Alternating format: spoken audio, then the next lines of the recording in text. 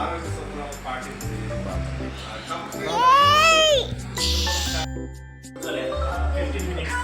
15 minutes కూర్చున్నాను. ఇప్పుడు మీ ముందు చాలాసేపు నేను కూర్చోను.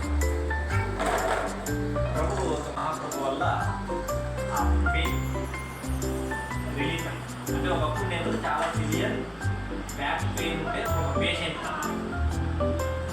ఆపరేషన్ చేయాలన్నా పెయిన్ ఎక్కడ అంటే ఎగ్జాక్ట్గా లంబర్ స్పైనల్ కార్డ్ కూర్చునే దగ్గర పెయిన్ ఉంది. ఒక 2 years బాగా నరకం అనేది ఒక శాంపుల్ చూశాను. బ్యాక్ పెయిన్ అనేది అంత ఒక నరక వేదన వచ్చింది. ఓకేనా?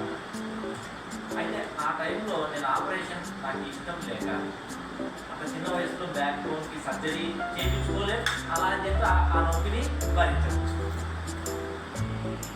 దాన్ని వదిలేద్దామనంటే ప్రతి 15 నిమిషాలకు ఒకసారి మనకు అది గుర్తు చేస్తూ ఉంటుంది, నేనున్నాను లోపల.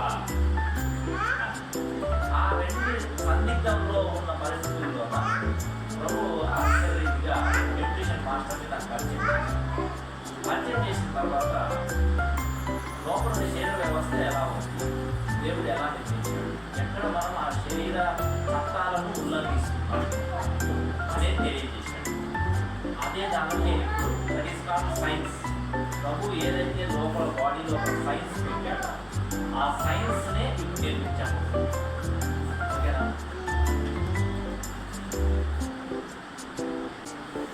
వెరీ షార్ట్లో నేను చెప్తాను. అది చెప్పే కంటే ముందు మనం కొంతమంది పాస్టర్స్ జీవితాల్లో వాళ్ళ లైఫ్ స్టైల్స్ని హెల్తీగా చేయాలి అనేది ఒక లక్ష్యం ఉంది. కాబట్టి నేను కొంచెం స్పిరిచువల్గా చెప్తామని అనుకుంటున్నాను.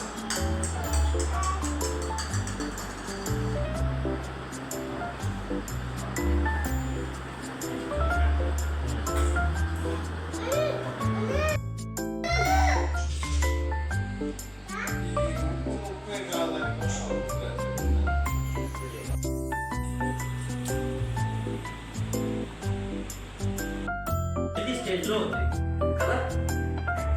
నెక్స్ట్ ఏమవుతున్నారంటే food, water, rest and attitude and movement. అంటే మనం కదిలేది ఎక్సర్సైజ్. చిన్నప్పుడు ఏంటిది, విలేజ్లో బాగా ఎక్కువ తిరిగి ఆడుకొని ఉంటారు కదా. ఈ 4 ఫుడ్, వాటర్, స్లీప్, ఆలోచించే విధానం, ఆశలు, ఆకాంక్షలు, అవి నెరవేరినప్పుడు వచ్చే ఒత్తిళ్లు, కోరుకున్న జీవితానికి ప్రజెంట్ ఉన్న పరిస్థితులకి వ్యతిరేకంగా ఉన్నప్పుడు మా మనసు లోపల జరిగే అంతర్యుద్ధం, దానివల్ల ఒత్తిడి, ఆందోళన. ఓకే. తర్వాత మూమెంట్స్ అంటే శరీరం ఎంత కదులుతోంది.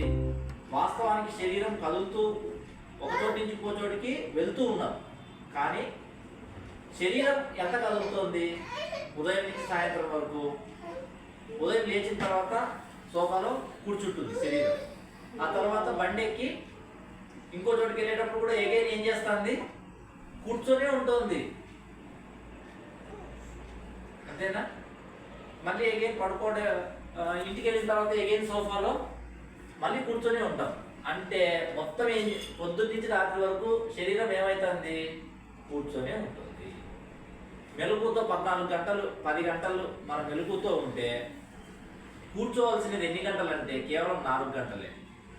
4 గంటల కంటే ఎక్కువసేపు మనం కూర్చుంటున్నాము అని అంటే దాని ఇంపాక్ట్ హెల్త్ మీద ఉంటుందన్నమాట.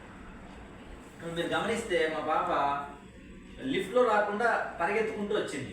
ఎలా వచ్చింది అని అంటే, ఒకప్పుడు మా పాప నేను కొంచెం వేరే ఊర్లో ఉన్నప్పుడు 2 నిమిషాల కంటే ఎక్కువ నడిచేది కాదు. ఆ తర్వాత ఏం చేసినామంటే దాన్ని అలవాటు చేసినాం. ఓకేనా? అలా అలవాటు చేయడం వల్ల చిన్నగా మనం ఏం చేయాలంటే మూమెంట్స్ని అలవాటు చేసుకోవాలి. ఇవి పోవడం వల్ల మెల్లగా ఒక 5 సంవత్సరాలు ఈ ఆట తప్పిపోవడం వల్ల శరీరం దేంట్లోకి వస్తుందంటే డెఫిషియన్సీ స్టేజ్లోకి వస్తుంది. అంటే ఏంటిది, చిన్నగా నొప్పి అనేది అది చెప్తుంది శరీరం. చిన్నగా నొప్పి బ్యాక్ పెయిన్లోన ఫస్ట్. తర్వాత చిన్నగా ఏదైనా నాన్ వెజ్ తిన్నప్పుడు డైజెషన్ కాకుండా మీకు సిగ్నల్ ఇస్తుంది. ఆ తర్వాత చిన్నగా చిన్నగా చెప్తుంది. చెప్పినప్పుడు ఏమైతుంది అంటే ఏంటిది, బాబు ఏదైతే దేవుడు పెట్టావో ఆ ఆర్డర్ తప్పుతోంది,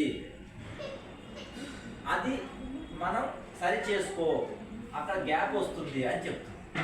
అలా ఒక 5 సంవత్సరాలు నొప్పి ఎక్కువ అవుతూ మనం తినాల్సిన ఫుడ్ ఇదనే వాళ్ళు ఇవి ఇంకా 5 సంవత్సరాల తర్వాత ఏమవుతుందంటే డిజీజ్ స్టేజ్లోకి వస్తుంది వాడి, అంటే రోగము అనే దగ్గరికి వస్తుంది. ఇంకా నా వల్ల కాదు, ఇంకా నేను నొప్పి విపరీతంగా నొప్పి రూపంలో శరీరం ఏం చేస్తుంది, మాట్లాడుతుంది, చెప్తుంది.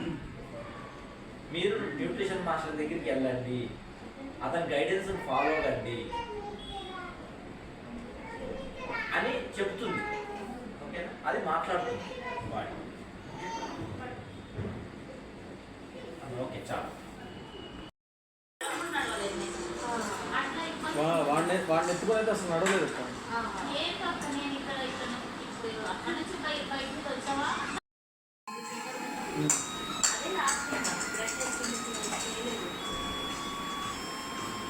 అబార్షన్ ముందా తర్వాత? అబార్షన్ అయినాక ఇక్కడ అపార్ట్మెంట్కి వచ్చేసి ఫోన్ చేస్తుంటే అన్న కాలు లిఫ్ట్ చేయట్లేదు, ఈలోపు ఆమె ఉండలేకపోతుంది.